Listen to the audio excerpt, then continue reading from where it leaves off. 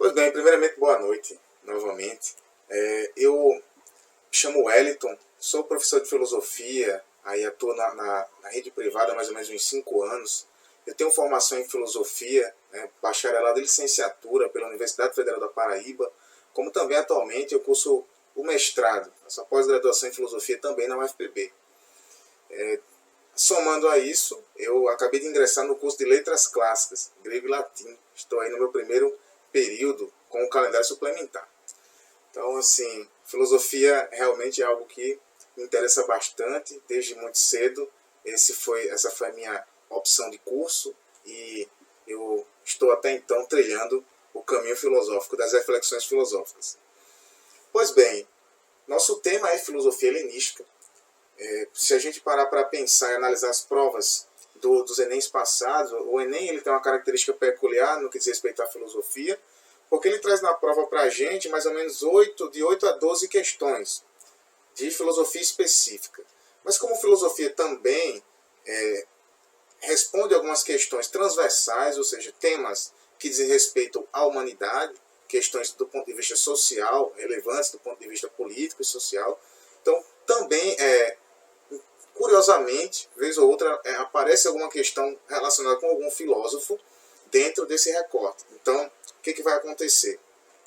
Você tem filosofia em história, muitas vezes, filosofia em literatura, alguns filósofos aparecem em literatura, filosofia em sociologia, alguns filósofos também são sociólogos. Então, a gente tem essas 12 questões específicas, mas também nós temos algumas outras questões. Mas falando especificamente dessas questões que vão aparecer lá na prova de humanas, essas 8, 12 questões, elas gostam bastante, de trazer o Enem, os elaboradores, eles gostam muito de trazer para a gente a perspectiva histórica. A perspectiva histórica, ela ganha preferência, a abordagem, porque é aí onde os elaboradores da prova, eles vão ter a oportunidade de abusar dos termos técnicos. Nós chamamos aí de termos técnicos da filosofia, o vocabulário, as terminologias, aquelas palavrinhas, muitas vezes, conceitos que nos escapam e que facilmente aí pode ser confundido no momento ali de tensão, no momento de preocupação para a resolução de alguma questão.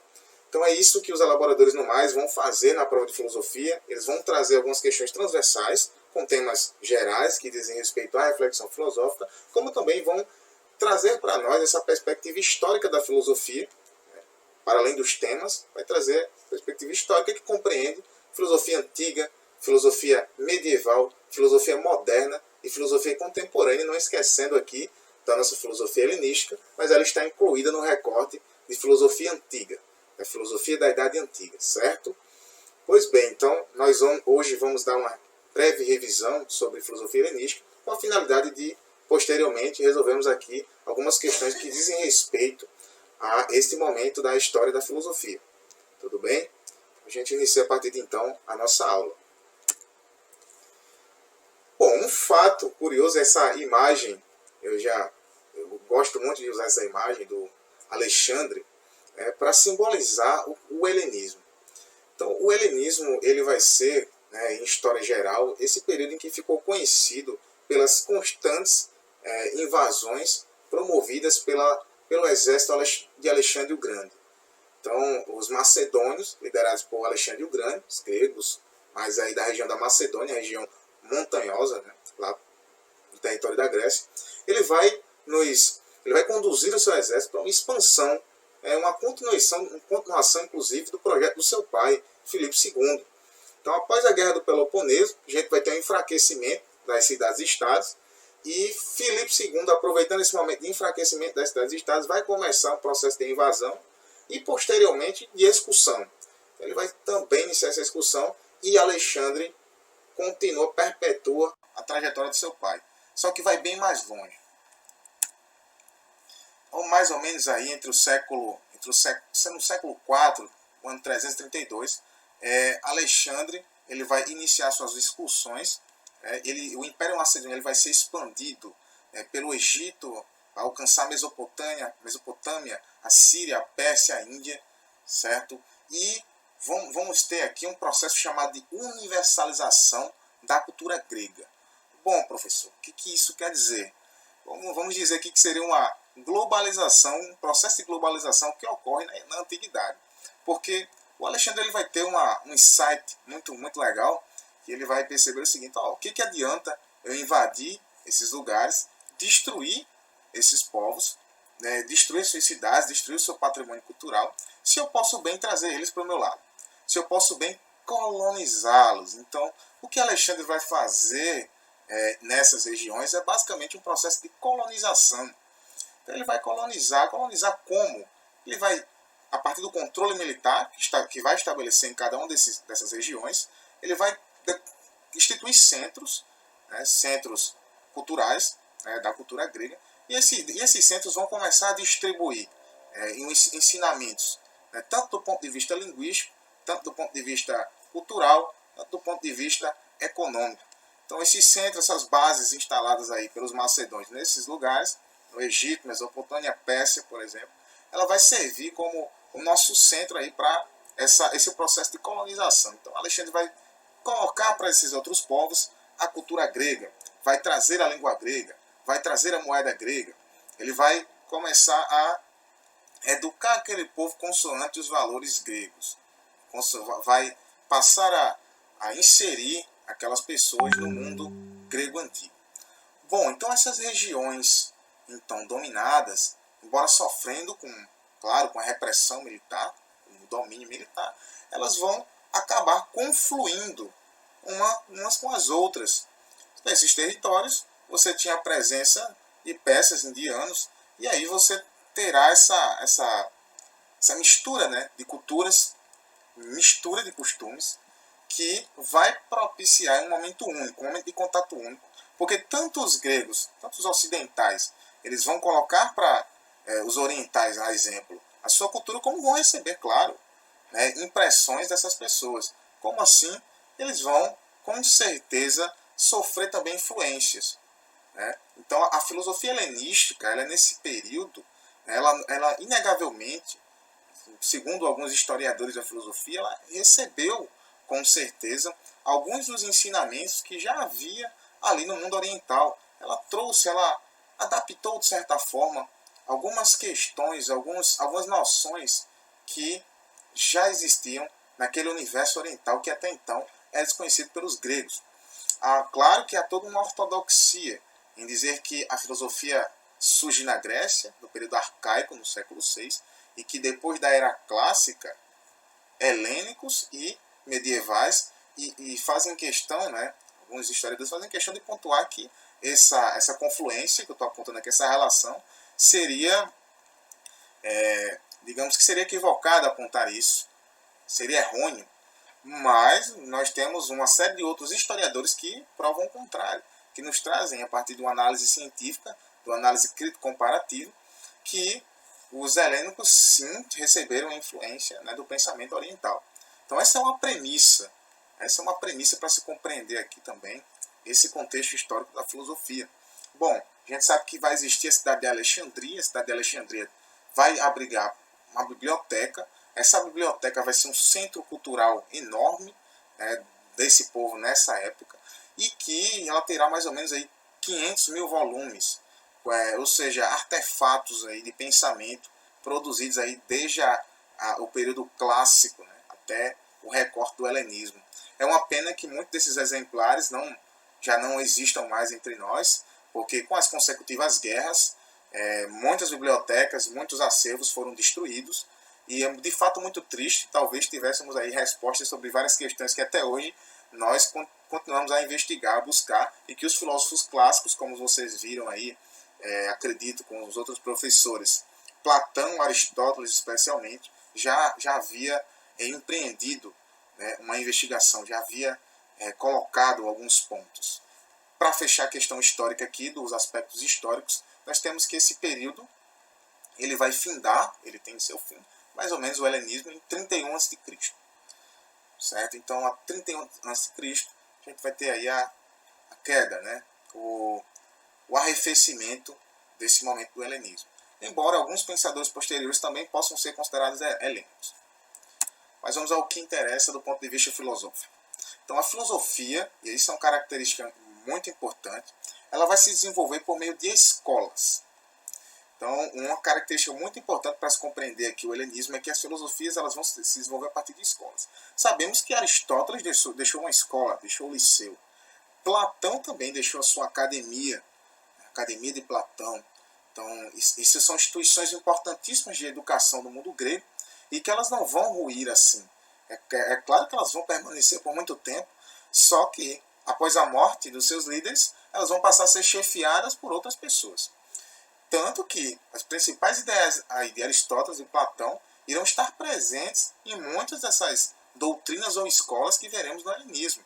No mais, o período helenístico ele se caracteriza também por ter essa característica de ser a filosofia ser escolarizada, ela ser colocada em termos de escolas. Ela vai ter também uma característica exegética. Como assim?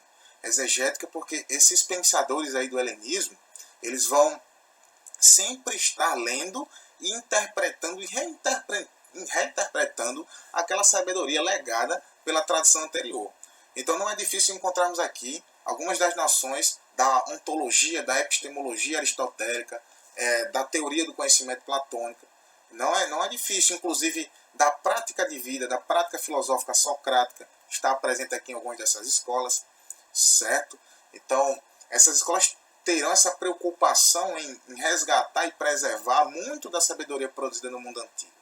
Inclusive, no meu mestrado, eu estudo um autor chamado Sexto Empírico, em que ele é um cético, e ele escreve sobre as variadas escolas de pensamento existentes nessa época, tornando-se assim uma das principais fontes historiográficas para se investigar cientificamente, para se pensar cientificamente o período helênico. Ele acaba sendo a nossa doxografia, nossa fonte doxográfica, um comentador importantíssimo porque ele não só apenas comenta, mas ele traz um relato único também sobre o período. Então, algumas escolas aqui que surgiram nessa época, o estoicismo, o epicurismo, o ceticismo, o neoplatonismo. Vocês pensem aqui, neoplatonismo não é que Platão fundou uma nova ideia, uma nova teoria. Não, é claro que o neoplatonismo ela tem influência de Platão, mas essa escola neoplatônica ela é fundada por dois personagens distintos. Um se chama Porfírio, o outro se chama Plotino.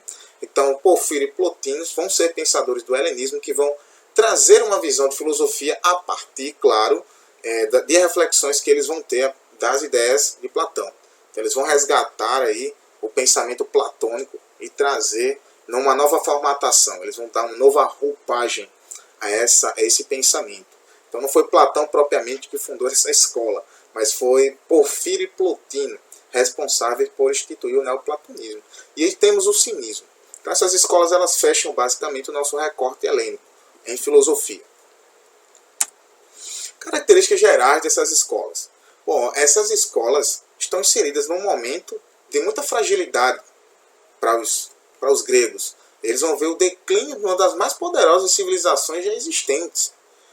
Para pensar, os gregos se achavam únicos, portadores aí, possuidores de uma religião única, da religião suprema, de uma religião, era o politeísmo, claro, mas de uma religião em que seus deuses eram os mais, digamos assim, belos e bons.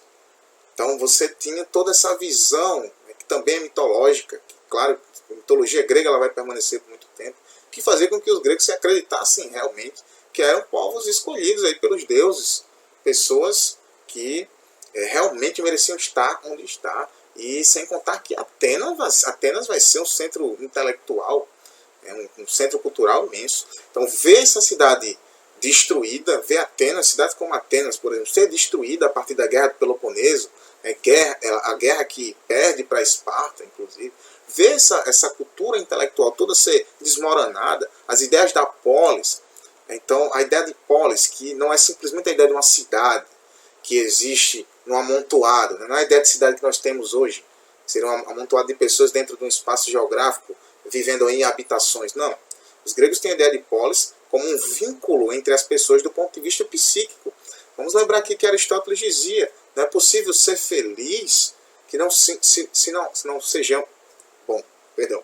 Não é possível ser feliz se não coletivamente. Então o ser humano é um ser político. para Aristóteles, de modo que a felicidade não pode ser afastada do todo, não pode ser afastada da sociabilização, da coletividade. Então, essa ideia de polis aqui é um vínculo da alma.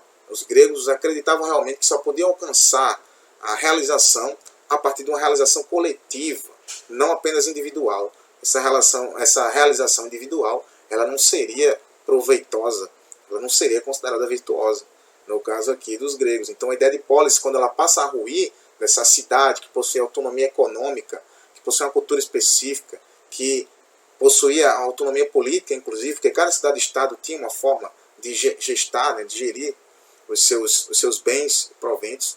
Quando a gente vai ter esse desmoronamento de tudo isso que havia sido construído até tempo atrás, é claro que não vai ser fácil. Então, alguns comentadores também interpretam esse momento como um momento de grande depressão para os gregos. E a filosofia, ela vai caminhar nessa pegada, porque os filósofos perceberão que há um problema aqui principal. Há um problema que vai balizar e que pode balizar todo o pensamento a partir de agora. Esse problema é o problema da felicidade.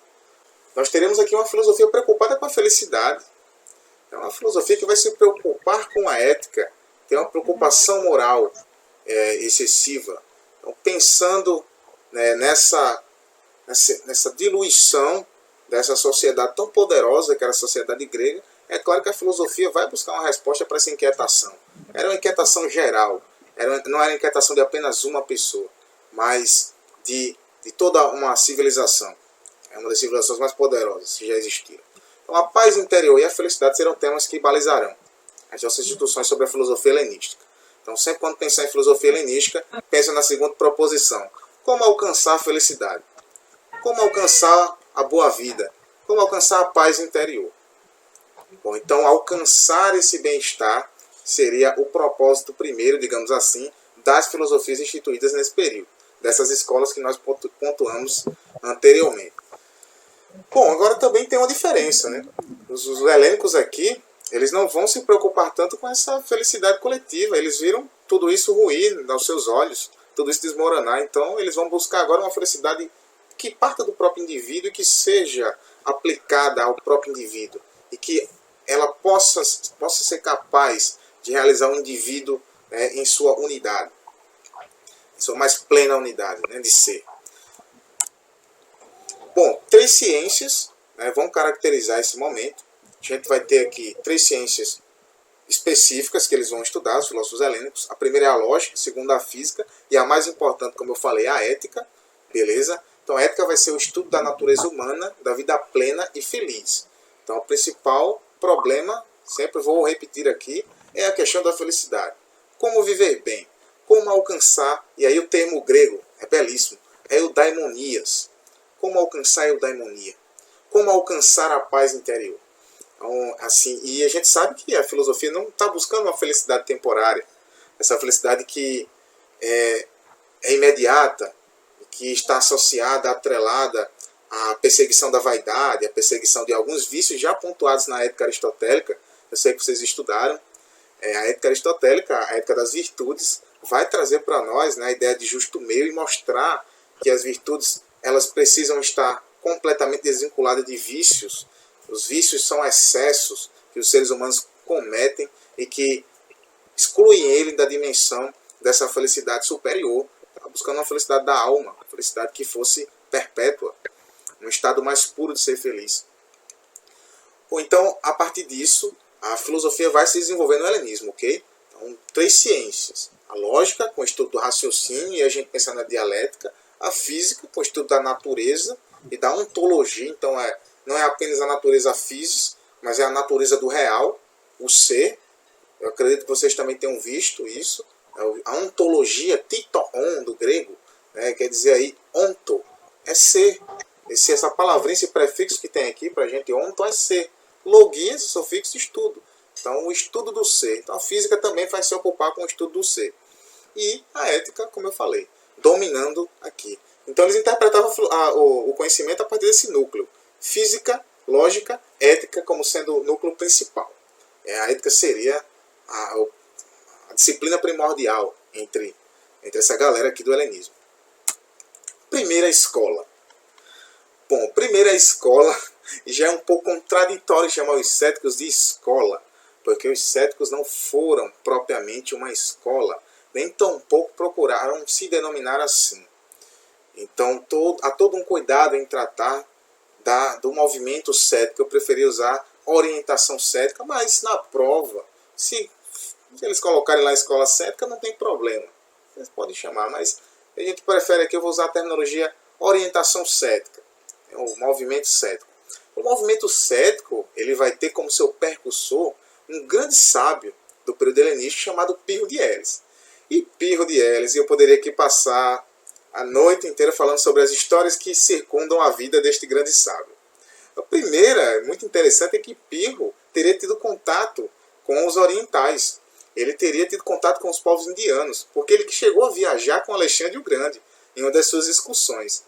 Então se atrela muito do pensamento de Pirro, de como Pirro vai desenvolver a sua filosofia posteriormente, a esse contato. É uma das vias que nós temos de interpretar o pensamento cético, que tem como seu percussor Pirro de Elis. Há também relatos que Pirro de Elis foi considerado um sumo sacerdote na cidade onde ele vivia. Ele é uma pessoa de alto prestígio público, porque Pirro, ele praticava, como veremos daqui a pouco, alguns princípios filosóficos bem distintos aí de alguns outros pensadores, mas era um cidadão, uma pessoa exímia. Ele era uma pessoa totalmente austera, né? Respeitava as leis da cidade, era muito educado, culto, né? Então Pirro, ele também tem essa versão que se conta sobre Pirro. Esses relatos históricos estão em Diógenes Laércio, como também em outros historiadores da antiguidade e da nossa modernidade e contemporaneidade. Então o ceticismo de Pirro, ele vai se caracterizar, e eu digo para vocês, pela seguinte expressão. Eu coloquei a foto de Pirro e tem aqui a frase, né? Nada é mais isto que aquilo. Professor, Pirro, como assim? O que Pirro está querendo dizer com isso? Bom, Pirro chegou um momento, uma etapa filosófica, em que Pirro percebeu que, de tanto investigar a verdade e não tendo-a encontrado, Pirro percebeu que dentre as teorias, dentre as ciências da época, dentre as suposições que se tinham, é preciso compreender que também que a física e a lógica, elas acabavam confluindo para que a gente conseguisse bolar nossas receitas éticas. Então, as escolas aqui tinham uma preocupação prática, mas essa preocupação prática estava fundamentada num discurso filosófico, numa racionalidade filosófica. Então, Pirro percebe que nenhuma teoria existente na época é capaz de sobrepor a outra, ou pelo menos não é capaz de responder a grande questão, a questão da verdade. Então, nenhuma doutrina por ele analisada na época seria capaz de responder a grande questão, a questão X, a questão da verdade. Precisávamos da verdade aqui, do conhecimento, estar de posse da verdade, para que pudéssemos então fundamentar nossos juízos de valores. Pensem só, uma moral precisa de regras. Regras precisam partir de princípios consistentes. Esses princípios consistentes, eles são elaborados a partir de um discurso racional. Então, de um logos. O logos aqui para Pirro não dava conta de explicar a verdadeira natureza das coisas, como alguns acreditavam que conseguiam. Pirro, e aí o ceticismo se caracteriza, né, por ser esse espírito da dúvida. Pirro, com uma altivez, né, com um grande espírito de dúvida, ele vai chegar a um momento em que vai perceber que nada é mais. Nenhum pensamento aqui visto é mais do que o outro. Eles são equivalentes. Eles são equivalentes, inclusive, em sua inconclusão sobre as coisas. Em sua, digamos, insuficiência de responder a grande questão da verdade. Para que, portanto, pudéssemos fundamentar juízos de valores. Então, Pirro, ele vai ser indiferente à filosofia. Vejam só. E tão como também aos tumultos da vida humana. Pirro, ele opta por um modo de vida que ele é não filosófico. Veja só que interessante a visão de Pirro de Elis. Ele opta por um modo de vida não filosófico. É uma escolha filosófica pela maneira de vida não filosófica. Então, só para a gente fechar aqui o ceticismo de Pirro, ele vai ser um praticante da indiferença, porque após analisar, após investigar, a palavra cético do grego vem do substantivo skeptikos, certo? E skeptikos quer dizer investigador. Então, após a investigação, Pirro vai compreender que nada é mais isto que aquilo. Nenhuma teoria se sobrepõe à outra, ou nenhuma escola ou doutrina por ele analisada, nenhuma filosofia foi capaz ainda de responder melhor que a outra é o problema da verdade. Na verdade, nenhuma delas conseguiu ainda resolver esse problema.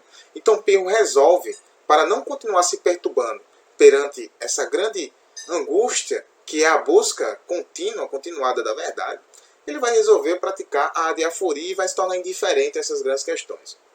Então, Pirro vai assumir, ele vai ser bem parecido com Sócrates nesse sentido, que ele vai assumir a sua filosofia, o seu pensamento filosófico para uma prática. E a prática dele será da indiferença, da adiaforia. Então, o ceticismo também pode aparecer na prova para a gente como pirronismo, certo? Porque os céticos eles vão enxergar Pirro como seu expoente principal. Pirro não vai escrever nada, ele vai ter uma filosofia de vida. Somente mais tarde, um discípulo dele chamado Timo de Fliunt é que vai escrever alguns poemas sobre Pirro, como também outros amigos ali do ciclo da época vão relatar alguns fatos sobre Pirro de Elis, esse grande sábio. Disse que Pirro teve uma estátua construída na cidade de Elis, né, em homenagem a ele. Conta-se várias coisas sobre Pirro, que Pirro certa vez teria deixado o seu mestre, Anaxarco, preso num buraco, porque Pirro não sabia se deveria ou não ajudar o cara a sair de lá, veja só. Então ele praticava a indiferença absoluta, né? Uma indiferença completa em relação a aderir a qualquer tipo de juízo, porque para aderir a um juízo eu precisaria de uma prova e, como ele bem analisou em sua investigação, nenhuma filosofia ou nenhum raciocínio teria tido condições suficientes ainda para provar ou legitimar, ou seja, justificar definidamente uma ação, regras para a ação, juízos de valores. Então, esses juízos de valores partiam de verdades, mas como a gente não tem essa verdade, a gente não tem como elencar a razão, uma ação. Não tem como elencar como agir. Então, sempre pensar aqui, né, o que é a ética? A ética é uma disciplina da filosofia que pensa sobre a moral, que pensa sobre a nossa razão, que é a nossa ação concreta no mundo, beleza? Bom, então aqui Pirro vai dizer que, olha, vamos deixar o discurso filosófico de lado, o discurso que se pretende captar a verdadeira natureza das coisas e nos ater aos fenômenos. Então Pirro vai dizer, olha, as aparências, a fome, a sede e o frio, os fenômenos, são capazes de me guiar na vida, de me orientar. Então, portanto, talvez, me guiando apenas pelas aparências, pelas impressões imediatas, eu consiga me tornar menos perturbado do que os outros. Talvez eu consiga a paz interior, deixando de lado essa dura investigação que os outros filósofos empreendiam na época. Mas não porque Pirro não tinha coragem de investigar. Pelo contrário, Pirro investigou tanto que chegou a essa conclusão, não definitiva, claro, mas de que valeria mais a pena suspender o juízo, e a gente vai chegar nessa parte, tornar-se indiferente para deixar de se perturbar tanto com esse problema. Então o ceticismo ele vai ter essas diretrizes, ou ele vai partir da física, mostrando que a natureza, a origem das coisas, ela é instável, incerta, indeterminada. Então é por isso que a gente não tem condições de distinguir o verdadeiro do falso. A gente não teria essa capacidade ainda. A lógica, então, e com isso vai ter uma consequência na lógica, porque isso vai provocar uma neutralização de qualquer tipo de juízo, de qualquer afirmação. Então você teria impedido de afirmar definitivamente algo, já que as coisas não conseguem ser identificadas, porque elas são instáveis e incertas, elas se mostram assim no mundo, na realidade, então eu não conseguiria. E essa consequência lógica também, a partir dessa investigação física, essa deliberação lógica, ela vai provocar o que a gente chama de suspensão de juízo. É como se eu deixasse o juízo suspenso. Não é que eu não sou capaz de pensar, mas é que, esgotados os recursos da razão e tentar provar nossos juízos de valores, provar a verdade, uma verdade definitiva, a essência da realidade, não conseguindo chegar a ela, a melhor solução, ou a solução mais inteligente, a gente poderia dizer, seria a suspensão de juízo. Então é manter-se sem opinião. Lembrando, Pirro vai eleger como ponto princípio a ética. Então a ética para ele mais como uma prática, ao invés de uma teoria, mas como uma prática, ela deveria ser pensada a partir da percepção da ataraxia, da tranquilidade, e para atingir a tranquilidade, Pirro vai dizer que o resultado dessa percepção de que nem as coisas podem ser definidas peremptoriamente, definitivamente, como também os juízos de valores baseados nessas definições não são possíveis, resta-nos agora nos calar, chegar ao silêncio, à afasia, ficar sem paixão, sem inclinação, né? Não se inclinar de um lado para outro, e, portanto, nós culminaríamos com a tranquilidade da alma, que seria a ataraxia, o principal aí objetivo, a coisa almejada, estado da alma, almejado por Pirro. E disse que Pirro viveu uma vida tranquila, tá? Esse aqui é um filme interessantíssimo, Na Natureza Selvagem, onde o personagem, o protagonista da história, ele é uma história real, inclusive, ele acaba indo, né, abdicando dos seus bens materiais, da sua vida corriqueira, da vida que ele tinha no cotidiano normativo, e resolve viver uma vida, uma prática também, coloquei aqui porque sempre uma prática de indiferença aos valores, aos bens materiais, ao acúmulo de riqueza, ele abandona tudo isso, ele passa a ser indiferente e passa a buscar a tranquilidade, a felicidade na natureza, principalmente partindo dessa não preocupação em relação a esse mundo que é tão conturbado, esse mundo dos negócios, o mundo que é movido ao dinheiro, ao capitalismo. Então ele abstém de tudo isso e vai procurar uma felicidade fora, né, desse sistema. Bom, a gente tem os estoicos, eu vou ser bem mais breve aqui, acabei demorando um pouco mais. A gente vai ter os estoicos. Os estoicos também vão ser uma importante escola do período. Vocês deveriam perguntar aqui agora, professor, e essa palavra estoico? O senhor falou que os céticos são investigadores. A palavra, o substantivo grego cético é investigação, quer dizer exame, investigação. Mas estoico? Estoico, né? Os estoicos são representados aqui pela estoá portiqué. Então aqui está poikilé também, a gente pode pensar assim, que seria uma antessala, uma espécie de sala de recepção, onde alguns pensadores se reuniam para debater, imagina o quê? Temas filosóficos, principalmente voltados à ética. Então os estoicos também terão uma preocupação ética que partirá certamente de concepções de uma física e de uma lógica. Tudo bem? Então sempre pensando aqui, a física, a lógica e a ética como núcleo mais seguro.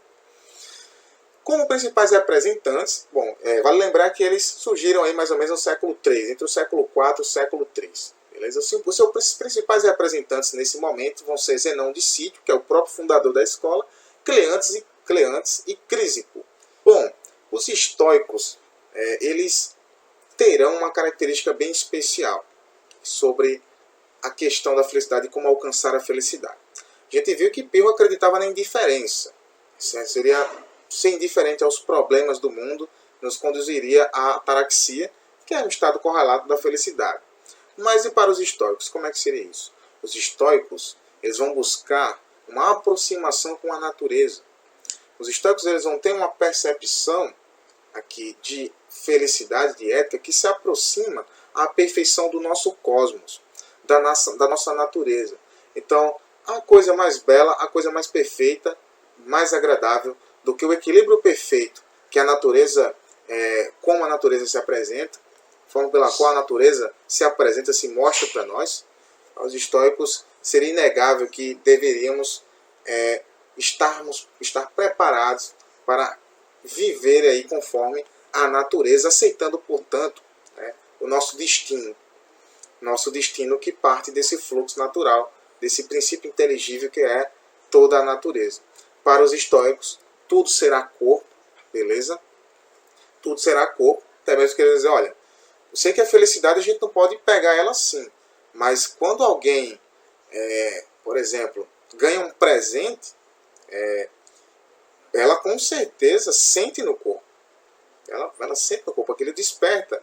A pessoa sente a felicidade ali, mas ao mesmo tempo abre um sorriso. Ou seja, isso interfere no seu corpo. Isso acaba, né, levando você aí a ter espasmos, ter reações. Essas reações indicam para os estoicos aí que nós somos totalmente corpo, exceto algumas dimensões que eles denominam de os incorpóreos. A realidade é o vazio, o tempo, o lugar, e as palavras do discurso são pseudo-realidades para os estoicos. Eles também vão partir dessa divisão. Eu vou passar esse slide porque eu acabei resumindo melhor a questão-chave aqui para os estoicos em outro slide, mas eles também investigarão a física, a ética e a lógica.